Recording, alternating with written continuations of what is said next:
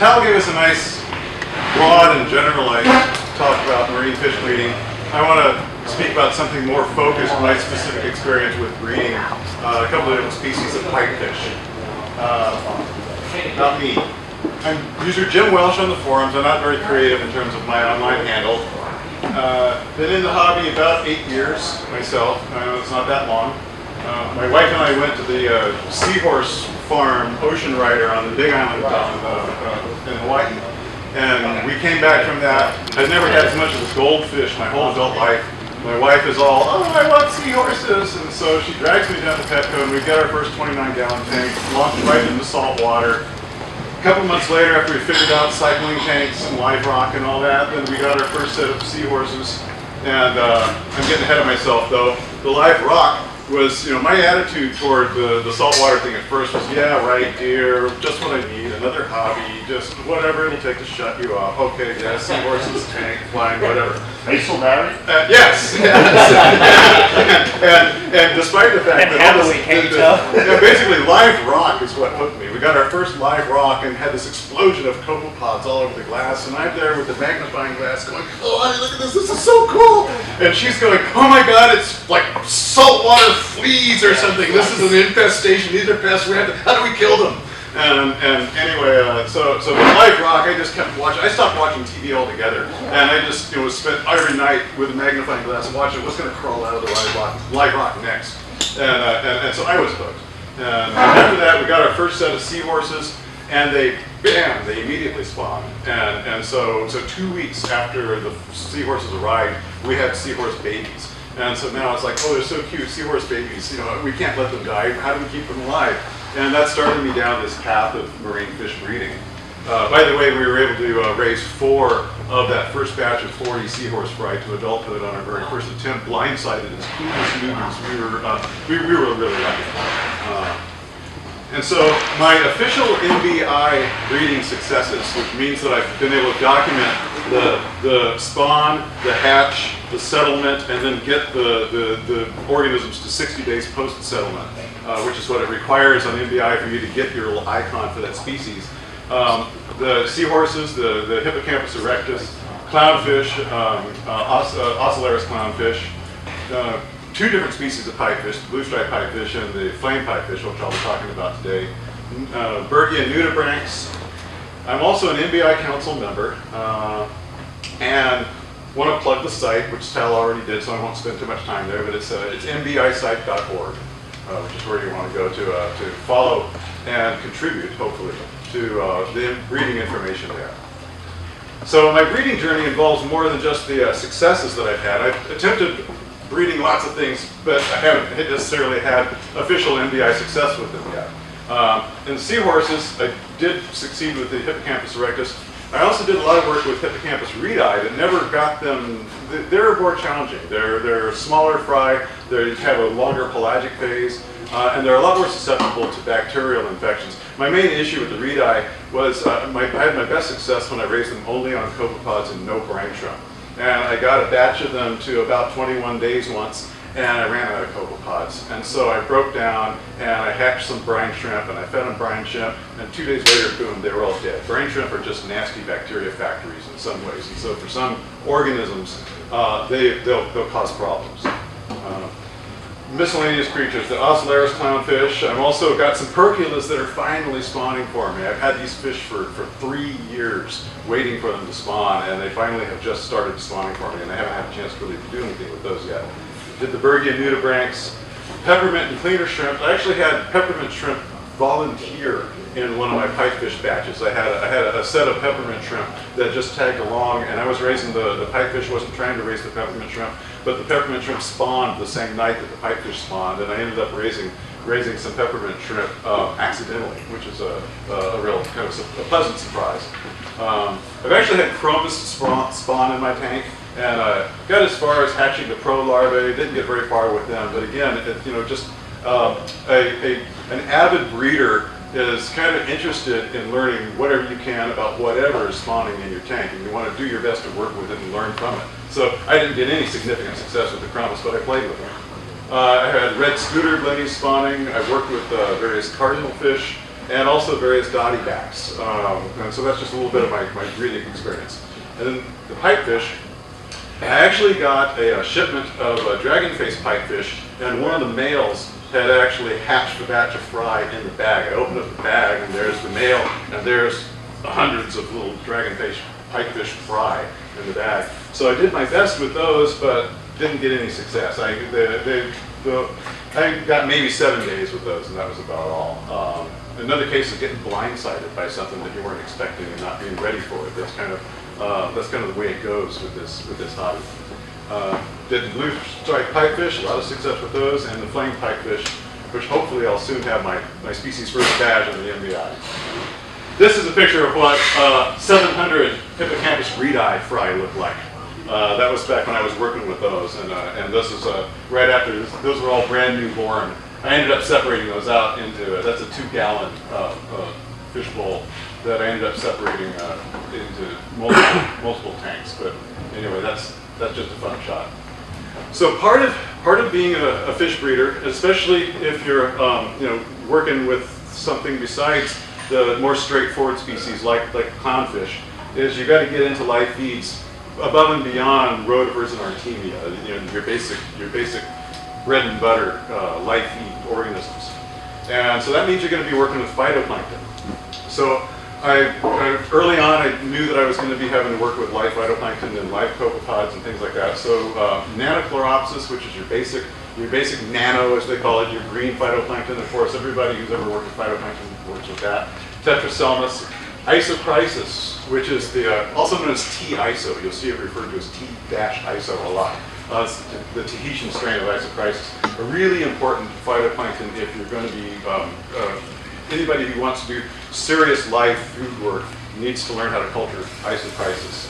Basically, it's got a really, really good fatty acid balance that's important for the nutrition of your organisms that you're feeding to your larval fish, which is important for the nutrition of the larval fish. Rhodomonas lens, Kataceros, Thalassiocyra, these are some diatoms that certain copepod species will do better for you if you've got these diatoms. They're not really necessary. They're just some of the things that I've worked with in my fish room. Variety of species of copepods. Of course, tiggerpods. Anybody who's working with live feeds starts off when they cut their teeth with copepods on tiggerpods. They're nice, easy copepod to culture. Unfortunately, they're not really appropriate for a lot of really early stage larval fish. The tiggerpods tend to be basically a little bit too big and a little bit too spiky and crunchy. They don't go down easily, and so you need some other species of copepods that are a little bit more palatable. Apocyclops panamensis is a cyclopoid copepod. It's pelagic. It lives in the water column. It doesn't stick on the sides of everything like Tigriopus does. And it's almost impossible to kill. Anybody who does want to do some serious breeding work, I suggest you strongly find a source for Apocyclops. And again, this would be the first pelagic copepod that I would suggest people work with. Parvocalenus, which was that copepod that Tal had some pictures of there earlier. This one is another one that's really frequently used by breeders. It's relatively easy to culture as a pelagic copepod goes, and it's also fairly easy to source. There are a variety of sources where you can get Parvocalenus, and it's also got small Nothae and small adults. It's a nice small-sized copepod, and it's with Isochrysis, the algae, is really easy to culture. Acarcia tanza is another one frequently seen. Natacra is a harpacticoid that Till Deuce, who wrote an article he's a German fellow who wrote an article for Coral Magazine about his success with blue stripes, which is what inspired me to raise my blue stripes. He raised them on this species of copepod together with Nanochloropsis. Euterpina, Pseudodiaptomys, Archodiaptomys, these are all things that are available via Algogen, Ericsden. These are different copepod species. Oithona colcarva is another one that's in my fish room right now. It's an interesting one just because it's really small and it has a really weak escape response. It's one that the Tropical Aquaculture Laboratory, Eric Cassiano and Matt Wickenrich, have gotten some success with some more difficult species using this copepod And it's believed basically, when I first got them and I was working with them under the microscope, I said to Eric, I think I'm killing them off because when I try and pipette them and work with them, they don't run away from me. They just sit there and I think they're sick. He goes, no, that's what they do. They just sit there, which is why they think they have a really, really weak escape response. And so they believe that it's really beneficial for some of the more difficult fish species because they're able to catch them, whereas other species of copepods that are commonly used, they flee. They can detect the fish trying to strike at them and they flee. This is a nauplius, a little baby of that particular species I was just talking about. Other live feeds, of course, rotifers. Anybody doing fish is working with rotifers. There's a different species of rotifer called Urella, which also they're working with a culture laboratory that is really, really tiny and is beneficial for really small-mouthed larvae. Moena salina, I won't go off on all these things. There's a whole bunch of different other things besides copepods that are useful live feeds. And if I had more time, I'd ramble on about these, but I'm not going to. I'm going to move on. That's a Urella. That's one of the little tiny rotifers I was talking about. And I throw this in there. I love this picture. This is a 3-day-old cleaner shrimp larvae. I got a really good picture of it with my macro lens. And I have used these. I have used shrimp larvae, the peppermint shrimp and cleaner shrimp larvae, as feeds for my juvenile pipefish before, because they love them. They eat them right up. So, moving on to pipefishes. They're in the Cygnathid family, which is the seahorse family. The family includes seahorses and pipefish, and also the leafy and the weedy sea dragons and a lot of other things. Within this area of pipefish, there are different types of pipefish. But what I'm talking about today in particular are what they call the flagtail pipefish. And in a minute you'll see why they call them that. There also are dragon-faced pipefish, the Gulf pipefish, which Hal's worked with those before, Cygnathus. Ghost pipefish. There are others. Actually, I'm way oversimplifying things. Anybody interested in pipefish taxonomy should take a look at Coiter's book. And if you take a look at this book, you'll see how extremely I'm oversimplifying pipefish taxonomy. But anyway, in terms of the things that you see in the trade, typically the flagtail and the dragonface and the Gulf pipefish are the 3 types that you'll see. There's also some pike horses and things like that.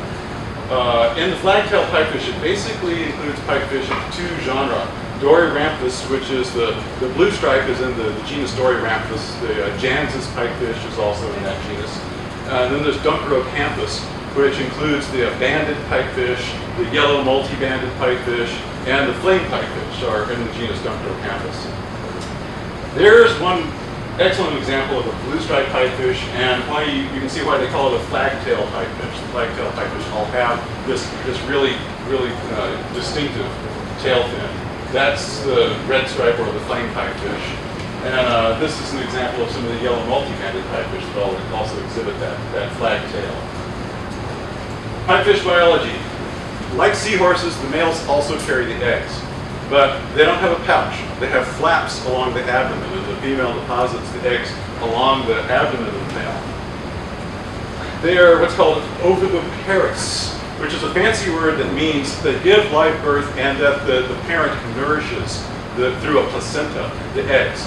There are examples of live birth, like a cardinal fish. The male carries the eggs in the mouth, but the male isn't nourishing the eggs. The eggs have to live entirely off of their yolk, as it were, their oil droplet. But with seahorses and with pipefish, the male is nourishing the pipefish.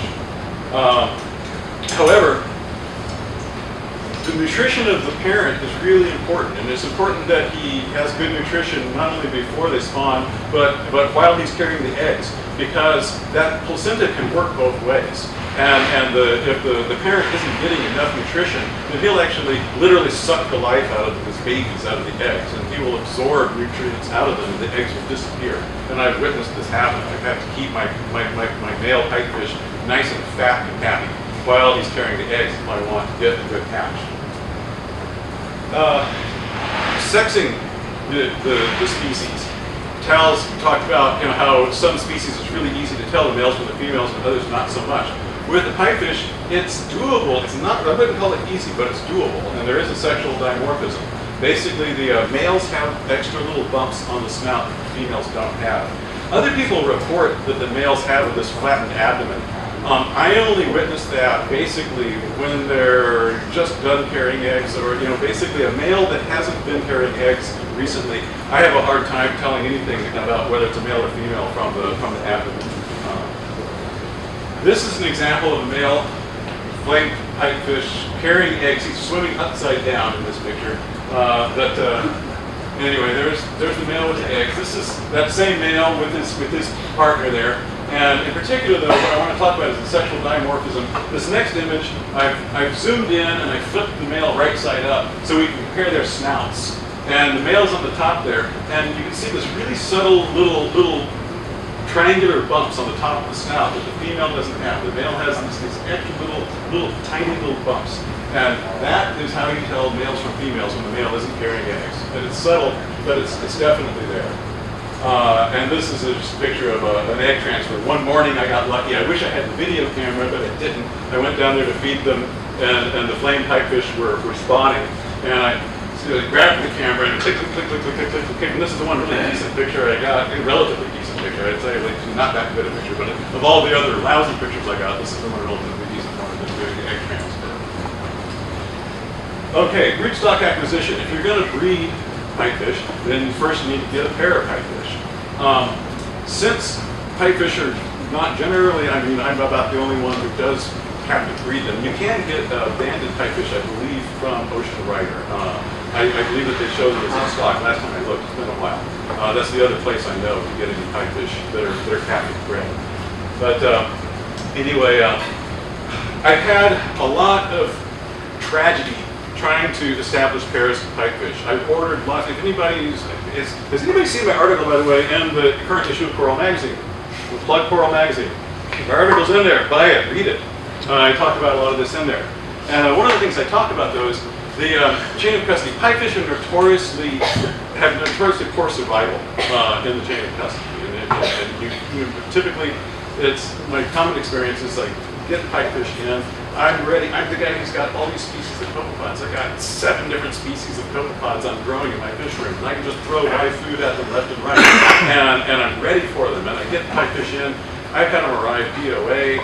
Typically, I will have 1 or 2 of them of a batch that I'll get that will die within 24 or 48 hours. Others are dying on me within a week. And I quite literally went through a few dozen different species of pipefish and never had any more than 1 banded pipefish that survived for more than 2 weeks for me. And it was really, really frustrating. And I know it wasn't my husbandry.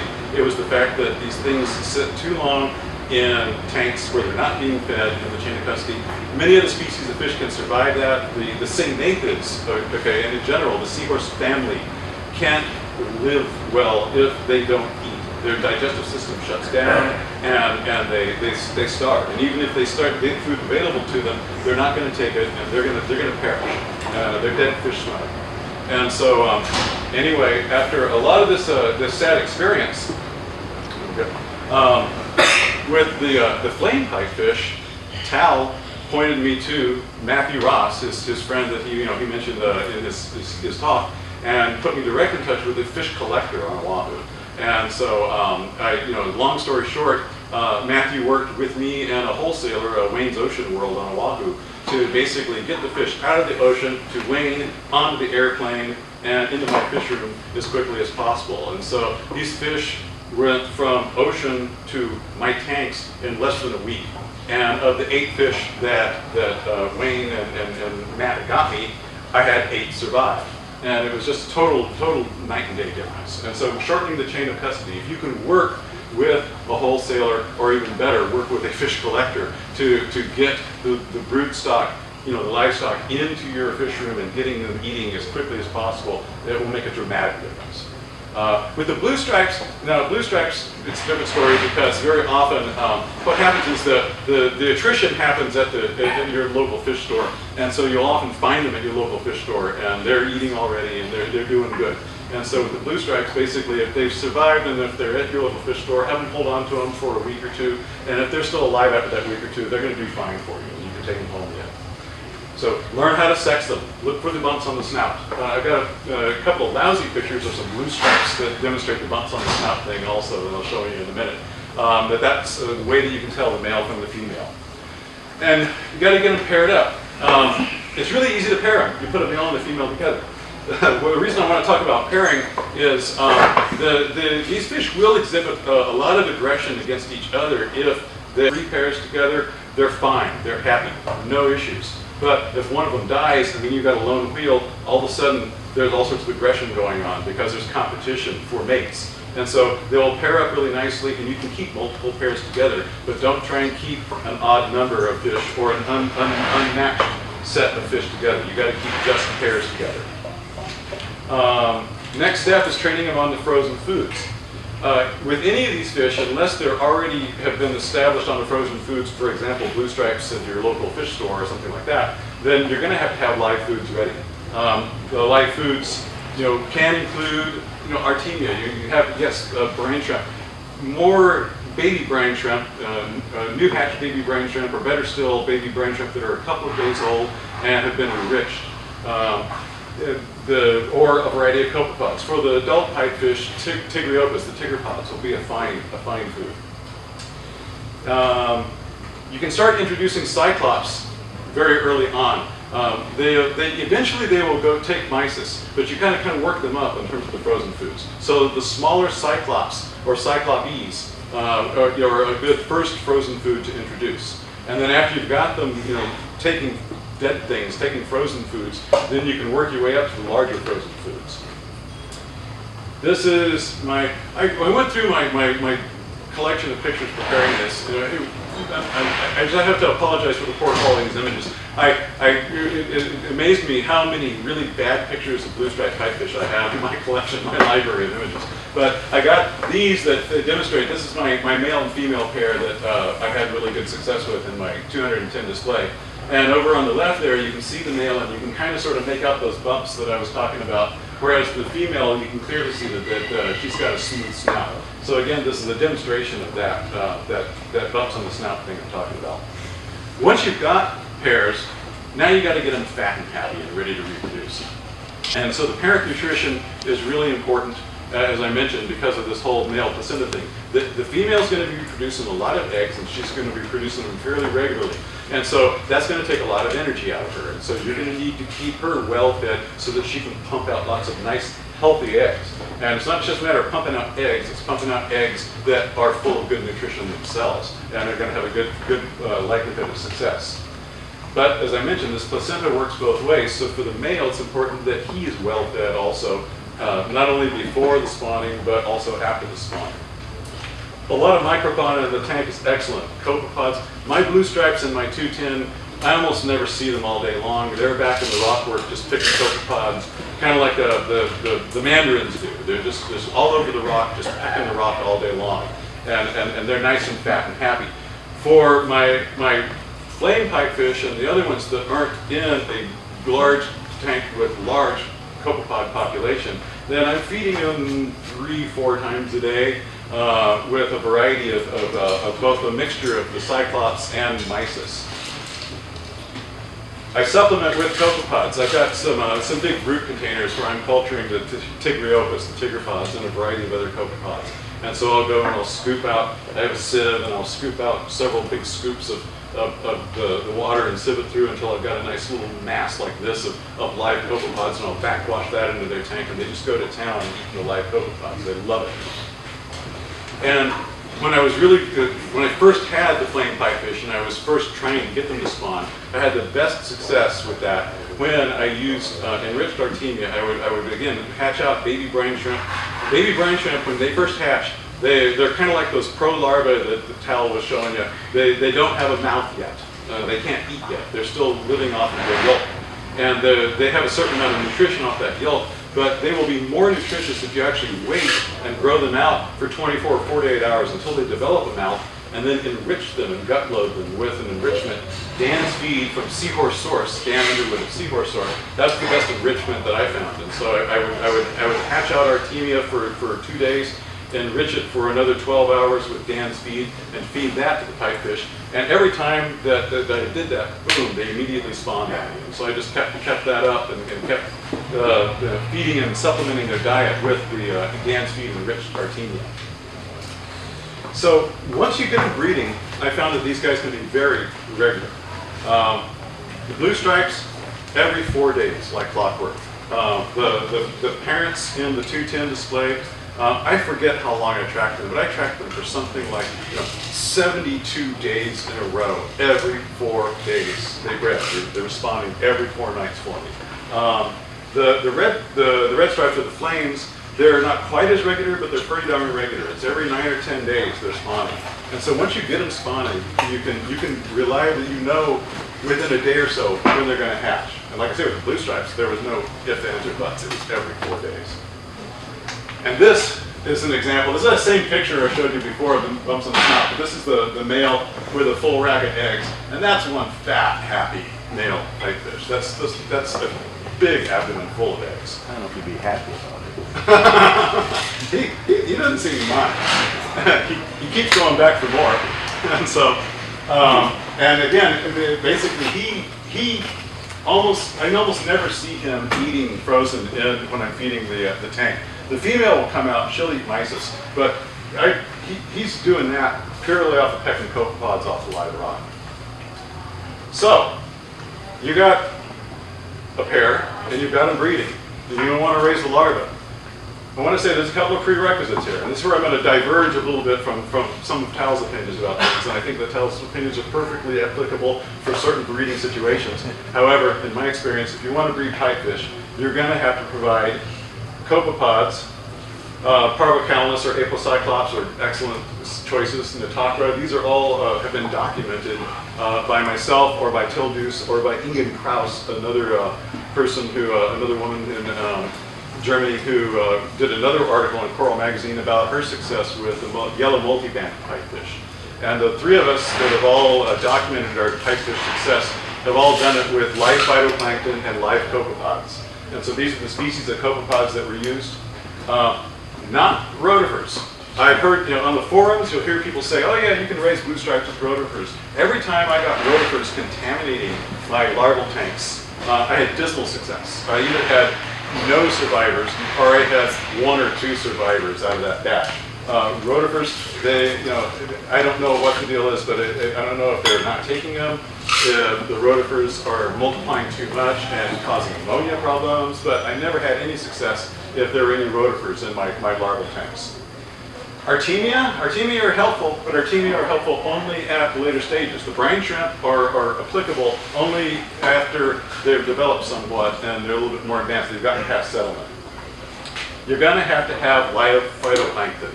Again, a repeat. All 3 of us who have documented our success with pipefish all use live phytoplankton. And I'll go on a little bit later why I think it's important to have live phytoplankton in the technique that I use. Preferably isochrysis, although the other 2 use nanochloropsis. Live phytoplankton is important for ammonia control, and it also is important as food for the copepods in the larval tank. And so, do I have to culture live phytoplankton? My answer is yes. And the reason I say that is because I didn't have success any other way. Although, because I've been a live food geek all along, because I'm always culturing live phytoplankton, I have to confess I didn't try any other way. And so, maybe you can do it, but my opinion is you're going to have to do it this way. What's the difficulty, culturing live phytoplankton and copepods? It's a hassle because you basically have to sterilize your media, and every so many days you're going to have to split your cultures, and you have to guard against contamination. As you can see, there are foam stoppers at the tops of all these. It's bubbling air. The air filter itself, the air pump itself, there's a filter on there to keep organisms out. Essentially, the cultures are prone to contamination and crashing, and you have to basically pay a lot of mindfulness to cleanliness and sterilization of your media and avoiding contamination. And the starter cultures, they're not cheap. They're $25 a pop from Algen via Seahorse plus shipping. Shipping is part of what kills you. But I've got a technique down that works for me, and I basically have to reorder starter cultures maybe once a year or so. It's not that often. Anyway, and I've documented my techniques in exquisite detail on the MBI site. And if anybody needs help finding it, I'll point you to it. That's phytoplankton. What about the copepods? Okay, so the copepods. Same thing, some copepods, the apocyclops is a piece of cake to culture. You can't kill it, okay? And so it's really, really easy to culture. The Parvocalenus, I had a lot of trouble with it. The main problem is the apocyclops spoiled me because you can get away with murder. So I didn't realize it at the time, but I was really way overfeeding the apocyclops. And you overfeed apocyclops and you just get a whole bunch more apocyclops. Okay. Parvocalenus is more temperamental this way. It's really possible to overfeed Parvocalenus, and it has an adverse effect on the nuclei, the little babies. And so I kept losing my Parvocalenus cultures until I finally did something rather extreme. I read the scientific literature of people who are culturing Parvocalenus, and I started paying attention to what other people in science and marine biology documented about how much you feed Parvocalenus, and I realized I was way overfeeding. So I notched my feeding back to a level that was what was documented in the scientific literature, and boom, all of a sudden I started having success with Parvocalenus. And so really it's dialing in the amount of food that you're eating and making sure that it's an appropriate level. So I love this picture. This is my composite picture of a Parvocalenus crassorostrus female. And so that's just there for a copepod geek eye candy. And this is the same picture with, I had juxtaposed with an image of the Nauplius of that species. That Nauplius is maybe about 50 microns wide, whereas the body of that female is probably about 500, 600 microns long. Larval rearing. One of the hardest things about larval rearing is catching the darn things. Okay, with clownfish, it's a piece of cake if they've spawned on a tile or a rock or a flower pot. And like Tal says, you can basically, when you know they're going to hatch, you just move that substrate out. But in my case, the substrate that the eggs are on is the fodder. Okay, and so I don't really have that option. And also, when I started doing the blue stripe pipefish, they were spawning in my 210 display, my reef tank, and so. There's a nifty little device here, the Chad Boston larval snagger. This is a Boston Aquatics. You can Google Boston Aquatics with larval snagger. But it's a nifty little device. Chad makes these things and sell these things for what, $40, I think maybe. A couple little suction cups. You take this thing and you suction cup it onto the inside glass near the top so that the water level is right about where the suction cup holes are. And then I forgot the part, shut your pumps on. Okay, so at night, after the lights out, is when almost everything spawns and hatches. And so the blue stripes quite reliably would every fourth night between half an hour and an hour after lights out.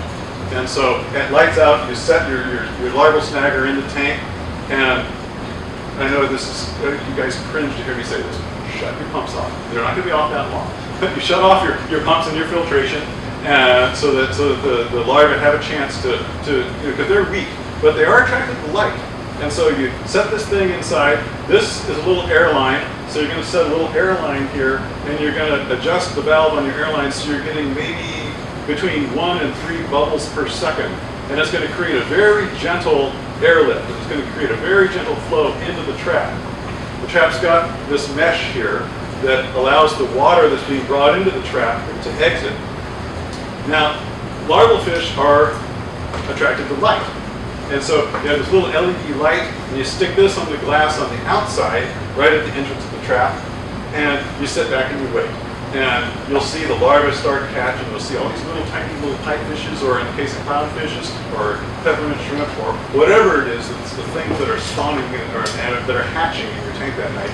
They're going to be attracted to this light. They come to the light, this gentle little airlift sucks them up and gets them in here where the water is exiting, but this is such a large surface area that they're not slammed against the mesh. And within half an hour, all your little larvae are now in here. And you just take this thing out and pour it into the larval tank, and away you go. So it's a really nifty little contraption. Now,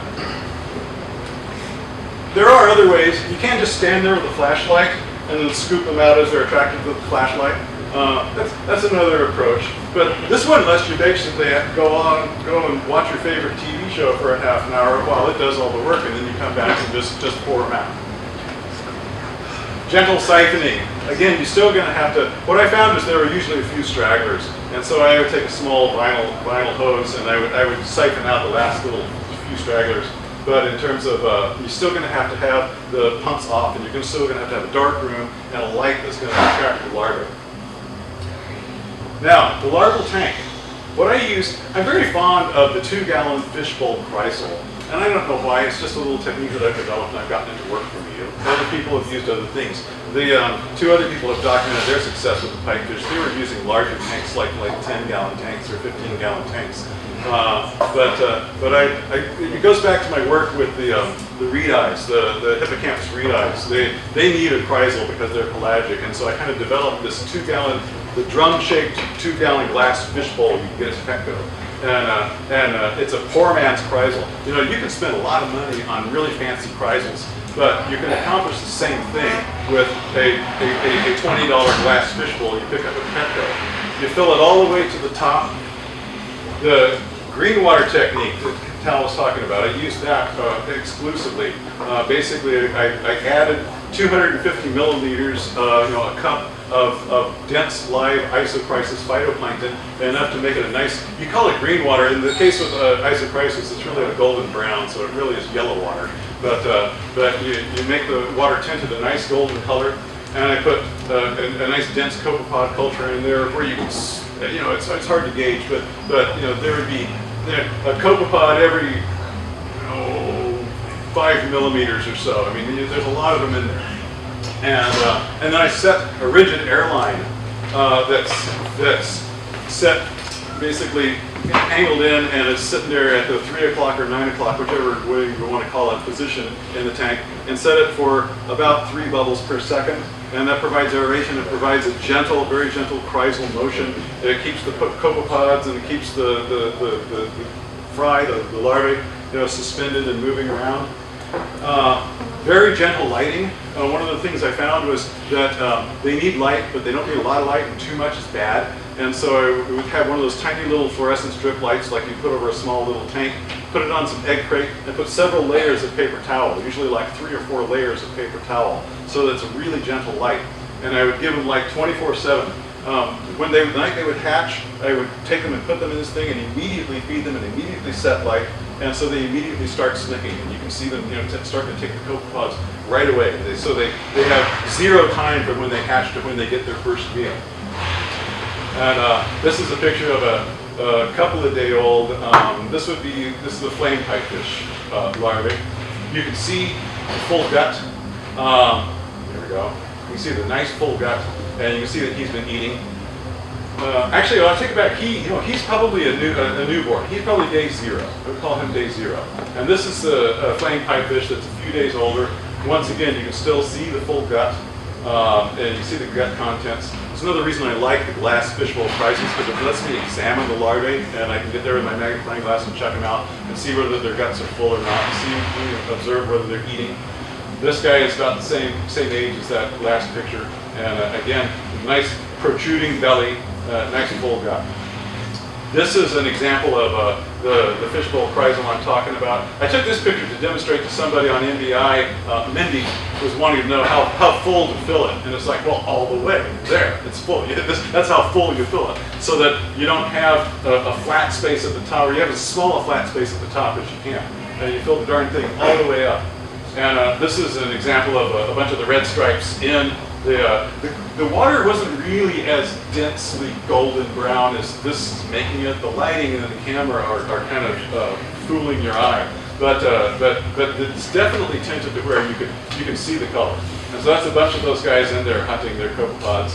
And the little dots that you can see there, those are all Parvopalamus copepods. It's nice dense culture. Settlement. Why do I have a picture of an Egyptian guy in here? Okay, because the Bangles song, "Walk Like an Egyptian." When the pipefish start to settle, they start to carry their tails in this different way, where the tail's kind of doing this sort of thing, and they're swimming around like this. And I think they're trying to orient themselves. They're not just kind of floating around. They're now trying to actively steer themselves. And so they tended to carry the tails cocked, up high and cocked a little bit. And it reminds me of the Egyptian period. And so anyway, that's why I included that picture.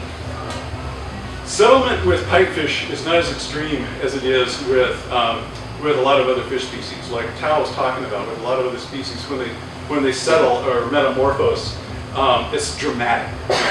Larvae, embryonic looking thing, and the next day, boom, they look like a tiny little fish. With the pipefish, it's a lot more subtle because they don't really look that embryonic to begin with. But they become more benthic. Instead of staying floating up at the top, they start hanging out down at the bottom a little bit more. Yeah, they actually start sleeping on the sides of the tank. When they get to settlement, I start giving them a nighttime period. And when it's nighttime, they actually will sleep on the sides of the tank. And they swim like an Egyptian. So at this point, you give them a dark period and you can increase the intensity of the light. Oh, another comment I had about the intensity of light. One big problem I had with the blue stripes when I was first trying was I would have, everything would look great. They were looking fat, they had nice bellies, they were eating well, and I would get to about, I'll back up a step. The live phytoplankton and the live copepod thing actually turns into this little self-sustaining environment. I would find for the first week after I set the tank up, the little larval tank up, I would have to do nothing because the ammonia from the fry, together with the poop from the fry, would provide food for the phytoplankton. The light would make more phytoplankton. The ammonia plus the light would make more phytoplankton. The copepods were being eaten by the pipefish, but they were also multiplying because they were eating the phytoplankton. And there was this little like self-sustaining environment where I would set it up and not have to touch it for about a week or so. The phytoplankton was staying nice and dense, and the copepod culture was staying nice and dense. Occasionally one or the other would get out of balance. The copepods would disappear and I'd have to add more, or the phytoplankton would clear and I'd have to add more. But more often than not, no. But on about day 3 or 4, my first several batches, I had this problem that happened of all my little, I come home from work and all my little pipefish fry are floating and bobbing on the top and they have little air bubbles attached to them. And there's little air bubbles all over the sides of the glass of the chrysal. And I finally figured out that the problem was too much light. This phenomenon of the ammonia plus the light plus the live phytoplankton created a really oxygen-rich environment in the chrysal, and too much oxygen, I'd get little micro bubbles that would stick to the larvae and would make them bob up. So all I did was notch back the light, just keep the light really, really dim, and keep them away from my south-facing windows in the room where there was lots of ambient sunlight coming in, and keep them in a really, really dim environment but lit. And that solved the problem. And all of a sudden, no more bubbles, no more bobbing, floating, dead froth. Once they settle, you can increase the light intensity and start introducing larger foods. The tigriopus, the tigger pods, Moena salina, which is another little cladoceran, little nice, fat, round little food item that fattens them up nicely. And at this point, they don't need to live in the chrysal anymore. You can move them to a grow-out tank. I used a 5 or 10 gallon tank.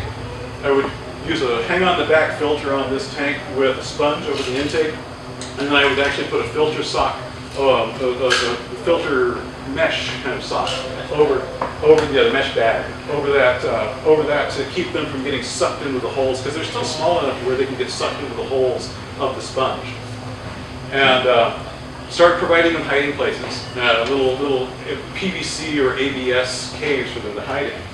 And so this is a red stripe that's starting to settle. I don't have a good picture. This is the best I have that simulates that swim like an Egyptian thing, but I don't have a really good picture that demonstrates what I was talking about there. Once they're in grow out, it's time to start weaning them onto frozen foods. Now, conventional wisdom on the forums is that pipefish and pipefish larvae love Nutrimar ova and they love Cyclopes. And I've tried with those two products, and I think they're wonderful products. There's nothing wrong with them. I'm not trying to badmouth them. Just my experience, I never had the pipefish juveniles take to those. Also, the adult pipefish, when people say, well, these are the same foods that are recommended for adult pipefish when you're first trying to wean them onto frozen foods. What I found that worked instead was very similar sort of food, but different. The San Francisco Bay brand or the Ocean Nutrition brand Cyclops. These are Cyclops similar to Cyclopes, but they're not as red. They're a browner Cyclops. And every time I tried, I would get them eating Cyclops, and they would just eat those right up, no problem. I would try cyclopes, and I would see them, and they would watch him, and they would watch him, and they would go, yay, you just don't look right. And they would follow him around the tank, and they would follow him around the tank. And I don't know what it is, but they didn't like the cyclopes, but they loved the cyclops. So to get them weaned on the frozen, the trick basically is to mix you start out with feeding them something live that they're going to eat, and then you mix the frozen in a little bit at a time, and then you transition the proportion of frozen to live over about a week period.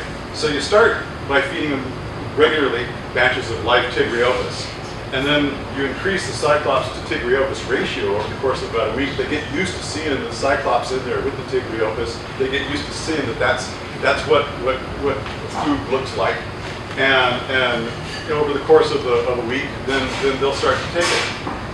You do have to not succumb to, oh my God, they're not going to eat, they're going to starve. I have to feed them Tigriopus. They're not taking their frozen. You've got to do the tough love. You've got to take an eat this or die approach. Okay, you got to be brutal. You got to be mean. Okay, you get hungry enough, they're going to start taking the Cyclops. And another phenomenon that happens is, who remembers when Harry Met Sally, the scene in the restaurant where she's faking her ecstasy, and the woman that's sitting at the other table says, "I'll have what she's having." Anyway, once some of the pikefish start taking the frozen, the others will see that, and there's kind of a snowballing effect that happens there. And particularly when you have multiple batches and you have different pipefishes of different ages in the same grow-out tank, the older ones that are already taking the frozen will kind of sort of train the younger ones, because the younger ones will see the older ones taking it, and they'll go, "Oh, okay, I catch on, that's good food." Then eventually, after you get them onto the Cyclops, you start adding small mysis. I'm not talking PE mysis. PE mysis is way too big. I'm talking the Hikari mysis, the smaller brands of mysis. That's what they want. Some people talk about chopping up the mysis and doing that. I found that tends to not work. All you get is a bunch of chopped up dead mysis that they're not going to eat. They prefer things that actually kind of look like a food organism. And a chopped up mysis doesn't look like food. It looks like mincemeat. And so they're going to prefer something that looks like a real food item. So this is a picture of my guys here in Grow Out. This is, you can see my ABS, and there's my filter sponge with the filter bag over it. And I want to demonstrate here over on the left-hand side. You notice that I got this tiny little spacer that's keeping the sponge off of the glass. I did find I had a problem where if the sponge on the hang on the back inlet would be against the glass, that I would get pipefish that would get somehow kind of trapped back there. They would end up getting themselves stuck in between the filter sponge and the glass and die. So I had to give that a little bit of separation there. And I also want to get you to notice the two little peppermint shrimps over there on the right-hand side. Those are those volunteer peppermint shrimp I was talking about. That I didn't try to raise those. Those just tagged along and made it through the 2 weeks of anyway, I don't even remember how long it was, but no, these guys were just some peppermint shrimps that happened to hatch the night that I snagged some pipefish, and they were raised along with the pipefish, and they were just a bonus for me, a freebie. So here, at one point when I was working with the blue stripes, they were spawning so regularly, and I was snagging and raising every spawn, that I actually had representative samples of 4 days of their progress from day 0 and day 4, day 8, all the way through day 32. So one night in my fish room, I sacrificed a handful of little pipefish fry to the macro lens gods, and got a progression of their that's day 0, day 4, day 8, at 12 you see them start to settle. It's changing color and starting to get some coloration. That's 16 days, 20 days, 24, 28, and here you see a dramatic change to day 32. It actually looks like a blue striped pipefish. These are not all the same scale, but anyway, that's How big is that last pipefish? that last one was probably about 1.5 inches or so long. And so this is my flame pipefish. This guy is on his 60-day post-settlement birthday. This is the day that got me the species under my belt in terms of the MBI rules. So, you managed to raise pipefish. What are the next steps? Well, yeah, in terms of marketing them and all that, yeah, I was able to market the blue stripe pipefish. I didn't make any real money at it, but I was able to sell enough of to recoup some of the costs and to be able to say that I was the first guy in the United States selling captive bred blue stripes. I worked with Dan Underwood at Seahorse Source, great guy, really supportive of captive breeding efforts. And he moved them through a site, saltwaterfish.com. But for me, in terms of my passion, like Tal talks about, you do this because you love doing it. The next steps are close the life cycle.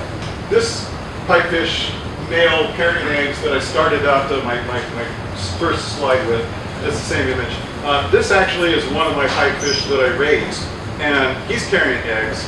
This makes him, he's F1. I've raised his babies. Those are F2. And those babies are carrying eggs. And I'm not actively raising the larvae right now anymore, but if I decide to do so, then I can continue to raise those babies. At some point, Dan says after about 8 generations, you start running into genetic problems if you're not introducing new genetic material, that you can inbreed them for about 8 generations before you run into trouble. But I have introduced some new wild-caught broodstock into my fish room, and I can start mixing it up. But something that we're only really starting to talk about in the captive breeding world, of course it's been happening forever with clowns, but it's getting past just raising something to adulthood and then marketing it, but actually closing the life cycle. I really think that that it actually gets easier to breed fish if you're breeding captive bred fish. That the babies of captive bred fish, there's some sort of natural selection thing that goes on that I think happens perhaps fairly quickly in our breeding environments that makes those offspring of wild-caught fish that you've been able to raise to adulthood, that their offspring are going to be inherently easier to raise to adulthood than the offspring of wild-caught fish. With blue stripes, they reach sexual maturity in 5 months. I mean, these things apparently, they can breed like rabbits. I mean, it's really amazing. That's why I was able to get a couple of generations so quickly. The red stripes, not so much. The red stripes, the flames, they mature much more slowly, and I don't yet know at what point you can start to think of closing the life cycle on those. But my theory is that the F2 may have better survival rates. When I started trying to raise it's entirely possible that what changed is my skill level and not anything about the organisms. But using the same techniques that I used to raise the babies of my wild-caught parents, I would consider it good if I was getting 30 to 50% survival rate out of a batch. The blue stripes would typically have 40 to 50 fry per batch. And if I could get 20 of those to survive, woohoo, that's a good success rate, all right? However, the very first batch that I tried to raise of this guy's babies, out of a batch of about 45, I got 35 to settlement, okay? And I wasn't doing anything different. And so I have to think that either there's something I am doing different that I'm not aware of, I'm just not paying attention to my own behavior enough to know what it is, or else there's something about the fact that I'm raising the babies of a captive bred fish that is making a difference. And so I think this is something that needs more examination, but also in the broader sense, I think that the captive breeding world needs to not only promote captive breeding per se, but captive breeding of multiple generations, of closing the life cycle, and of getting more and more species that are regularly bred in captivity and where the parents are not wild-caught, where the parents themselves are captive bred. Because I think it's going to increase the success rate overall of the different species, just like what we've seen in clowns. Anybody have any questions? All right. Well, thank you all very much. Yes. Eric's Den for copepods or something like that? Yes. Is that like the online copepod store? What you're looking for is algagen, A-L-G-A-G-E-N. And you can go with them directly, although they prefer, I think, to move their products via Seahorse Source. And so the site you're looking for is Seahorse Source. Now, on the Apocyclops, Apocyclops panamensis is this copepod that I really kind of want to be the Johnny Appleseed of and want to spread around. On the other hand, I don't want to be in the business of selling copepods. And so on the forums, everybody always PMs me and hits me up for, can I get starters with Apocyclops from you? I'll pay you for them. And it's like, I don't want to be in the copepod business. And so I gave Apocyclops to Eric, saying, Eric, raise these and sell them, please, so I can tell people, quit harassing me, and here, go to this guy who does it for a business, okay? I want to put money in your pocket and promote you as a copepod source. So he raised them, but then he never did market them, and he says, you know, the hobbyist thing is just not my bread and butter. However, so I was all pissed off at Eric because I gave you the copepods and now you're not going to market them, and so now people are still coming to me and, oh, what good was that? But I even paid for the shipping. It's like, he didn't have to pay for the shipping. But anyway, so however, I've gotten him to agree, if anybody wants Apocyclops, you can email Eric, and if you need his email address, I'll give it to you. You can contact Eric, and yeah, he'll get you some. He's not officially marketing them, but if you want them, you can get him via him. And so you don't have to harass me.